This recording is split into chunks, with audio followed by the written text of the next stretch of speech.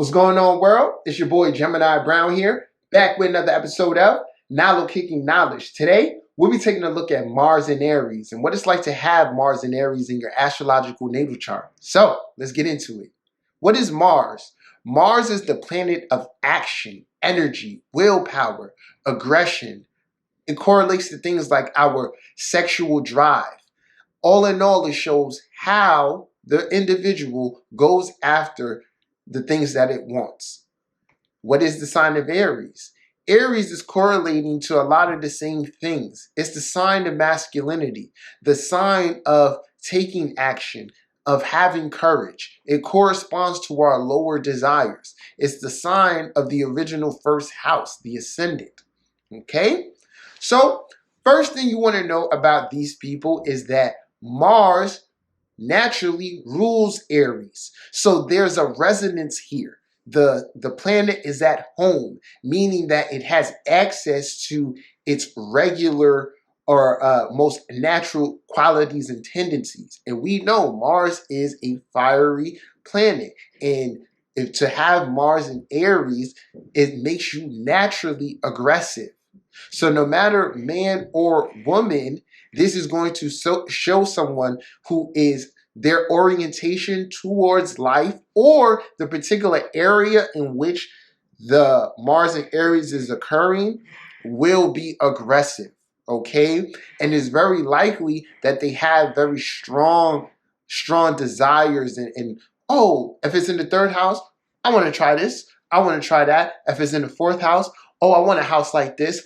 Let me, fix a house to this nature. The person is going to feel compelled to take action within the particular area of life, right? Now, another thing that you want to know about this at a deeper level is Mars is masculine energy, and then therefore Aries, being the masculine side of Mars, is a masculine sign in nature. So when it comes to assessing the why do I have a Mars? Say you're a woman, right? Say you're a woman and you may have like you're a Cancer sun with Mars in Aries. So it's like, oh, why is my sun square my Mars? In a sense, you've had a pattern of identifying with that masculine part of yourself. Now, in this lifetime, that can present a conflict with the current evolution, which is into the realm of Cancer. So I say all that to say this. The gift of Mars in Aries is the fact that you have this raw, brooding, masculine force. The task will be controlling it and knowing how to direct that will correctly. So then here's another key of when you're working with Mars or thinking about Mars corresponds to fire. All the fire signs do, right? But Mars in Aries represents the potential destruction or the malefic nature of fire, because we know fire can keep you warm. Fire can do a lot of other things. Like, for the sake of this example, let's say the truth, like in Sag, all those truths are observed. We know the positive actions of fire, and we know the negative implications. In Aries, one doesn't know itself yet, so they're still learning. And what will happen is the potential Mars and Aries person has the ability to burn shit up, particularly when they're upset. Right? So one thing you also want to know about these guys, they can be moody. They can be moody. And I've dated a Mars and Aries woman. And the crazy thing about this too, as we go into simulate astrologically speaking, it doesn't matter how sweet a person or innocent a person may look, right? If you see Mars and Aries in their chart, as you get to know them, you're going to see that thing come alive. That person who you may observe with, like, let's say, a conservative ascendant, you may think they're not down for certain stuff. No, Mars and Aries is. They're always down for a good time, a good adventure. They may not think through the consequences, but, you know, it's an impulsive nature that it gets things done. So that's the good part. But like I was saying, these people can be moody. And that moodiness, in the sense of like a fire, it could burn you. It could burn you. And this is, I discussed, you know, Aries toxic traits. And one thing Mars and Aries really wants to develop and become aware of is the power that they hold, the power within their being to, you know, warm up a room or burn it down, to add harmony and motivation to their partnerships, or destruction and conflict.